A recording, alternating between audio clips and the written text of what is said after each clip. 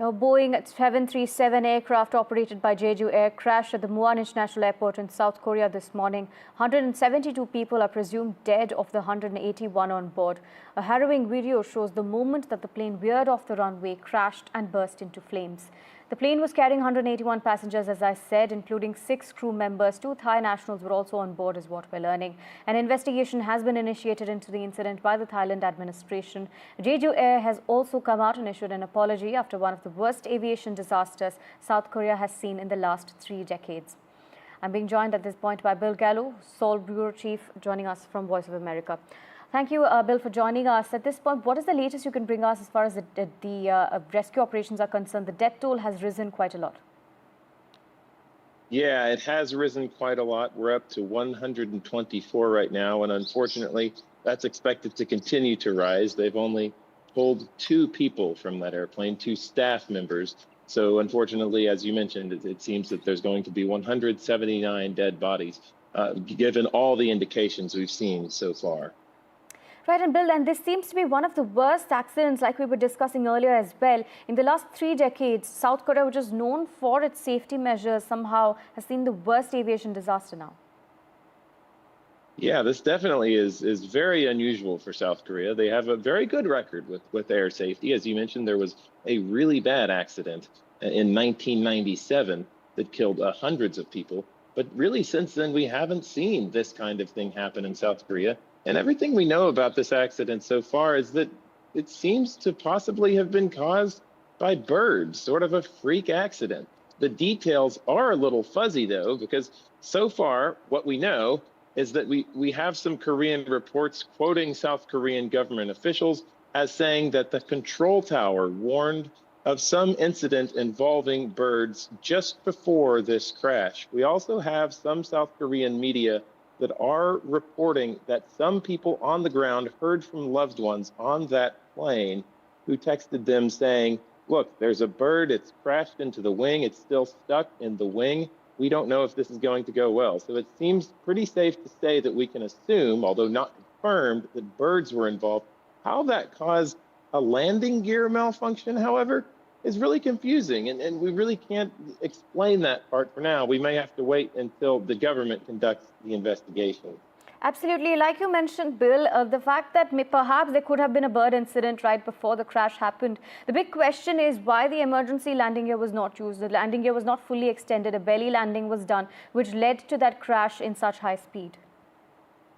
Yeah, and it really doesn't seem to follow the patterns of other planes that have had to land without landing gears. You know, I mean, it really seemed, according to that one video we have, to land quite late in the runway. And as a result, it seemingly was going at a very high rate of speed when it crashed into that wall.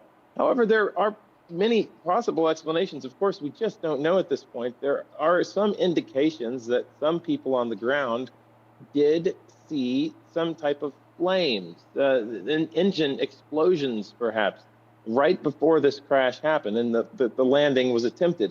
So really, we have a lot of different pieces of this puzzle that are really hard to put together right at this very moment. Right, Bill, before we let you go, the Thailand Prime Minister as well has condoled deaths in this incident, but he's also initiated an investigation. As far as local reports are concerned, has there been a local investigation initiated as well?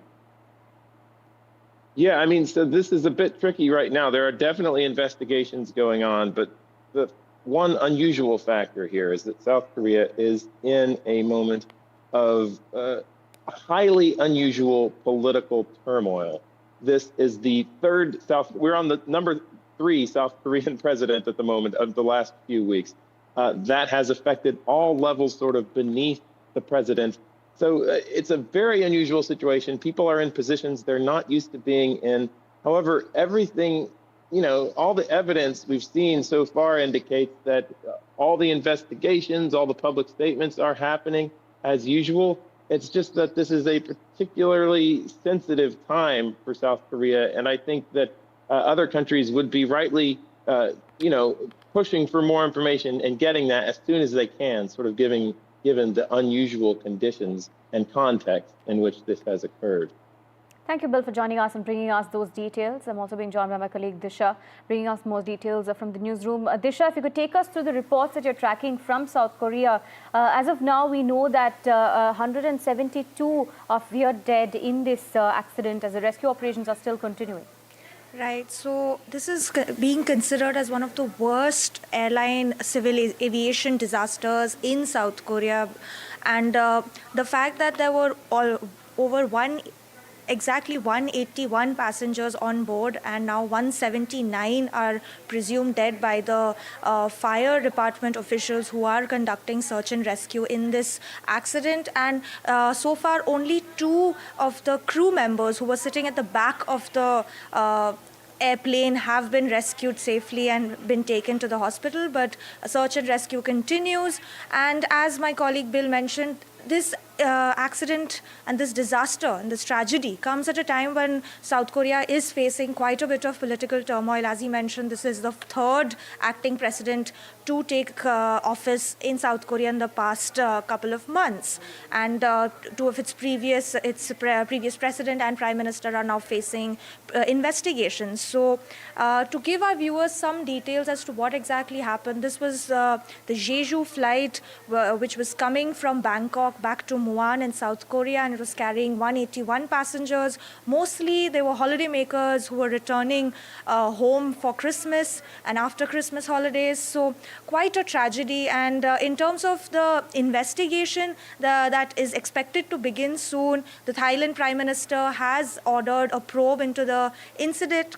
And if we look at the cause of the air crash, that remains quite uncertain, while certain reports do suggest that, the Transport Ministry of South Korea has now revealed that bird warnings were given, that, there were birds that could possibly hit the airline.